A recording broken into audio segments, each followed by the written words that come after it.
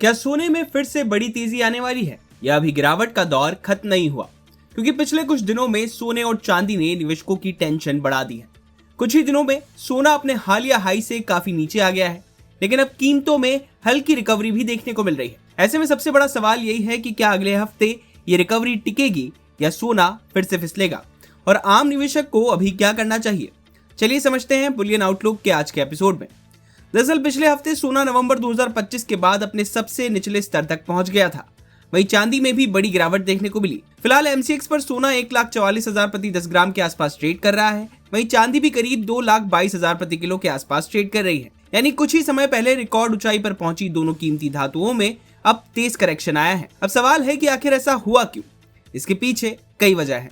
सबसे पहली वजह अमेरिका और ईरान के बीच तनाव का कम होना है। जब दुनिया में युद्ध या भू राजनीतिक तनाव बढ़ता है तो निवेशक सुरक्षित निवेश यानी गोल्ड की तरफ जाते हैं, लेकिन जैसे ही हालात सामान्य होने लगते हैं सोने की मांग कम हो जाती है और कीमतों पर दबाव आ जाता है। दूसरी वजह रही अमेरिकी फेडरल रिजर्व। बाजार को उम्मीद थी कि फेड जल्द ब्याज दरें घटाएगा, लेकिन फिलहाल ऐसे स्पष्ट संकेत नहीं मिले। ऊंची ब्याज दरों की वजह से सोने जैसे बिना ब्याज वाले निवेश का आकर्षण कम हो जाता है। तीसरी वजह है मजबूत अमेरिकी डॉलर। डॉलर जितना मजबूत होता है अंतर्राष्ट्रीय बाजार में सोने पर उतना ही दबाव बढ़ता है। इसके अलावा गोल्ड ईटीएफ में बड़ी बिकवाली ने भी सोने और चांदी की कीमतों को नीचे खींचा।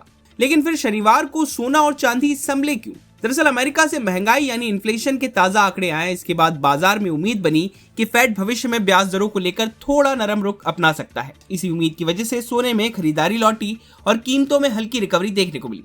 वहीं दूसरी ओर अमेरिका और ईरान के बीच फिर ताजा हमलों की खबरों ने भी सोने की कीमतों को हल्का सहारा दिया है। वहीं अमेरिकी राष्ट्रपति डोनाल्ड ट्रंप ने ईरान को धमकी देते हुए कहा है कि अगर वो नहीं सुधरा तो उसे धरती के नक्शे से मिटा दिया जाएगा। अगर इस साल की बात करें तो साल की शुरुआत में 10 ग्राम सोना करीब 1,33,000 रुपए के आसपास था। इसके बाद लगातार तेजी आई और जनवरी के आखिर तक सोना करीब 1,79,000 रुपए के रिकॉर्ड स्तर पर पहुंच गया। लेकिन उसके बाद बाजार ने करवट बदली और अब तक सोना करीब 35,000 रुपए तक सस्ता हो चुका है। चांदी में भी यही तस्वीर रही। चांदी रिकॉर्ड ऊंचाई तक पहुंची, लेकिन बाद में इसमें भी बड़ी गिरावट देखने को मिली। अब बात करते हैं एक्सपर्ट्स की राय की। एनरिच मनी के सीईओ पोनमुडी आर का कहना है कि फिलहाल कमोडिटी बाजार सतर्कता के दौर में है। निवेशकों की नजर अमेरिकी फेड की नीति, डॉलर, अमेरिकी ट्रेजरी यील्ड और दुनिया के भू राजनीतिक घटनाक्रम पर बनी हुई है। उनका मानना है कि मजबूत डॉलर और ऊंची ट्रेजरी यील्ड की वजह से फिलहाल सोने पर दबाव बना रह सकता है। वहीं कोटक सिक्योरिटीज की एवीपी कमोडिटी रिसर्च कायनात चेनवाला का कहना है कि जब तक ब्याज दरों को लेकर कोई बड़ा बदलाव नहीं दिखता तब तक सोने और चांदी में उतार चढ़ाव जारी रह सकता है।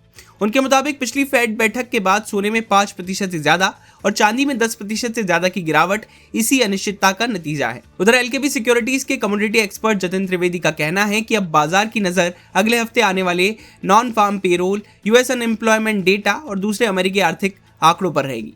यही आंकड़े तय करेंगे कि डॉलर की चाल क्या हो सकती है और सोना किस दिशा में जाएगा। तो सवाल है कि आम निवेशक इस समय क्या करे? एक्सपर्ट्स का मानना है कि लंबी अवधि के लिहाज से सोने और चांदी का आउटलुक अभी भी सकारात्मक बना हुआ है, लेकिन शॉर्ट टर्म में उतार चढ़ाव जारी रह सकता है। ऐसे में एक साथ बड़ी रकम लगाने की बजाय चरणबद्ध तरीके से निवेश करना बेहतर रणनीति हो सकती है।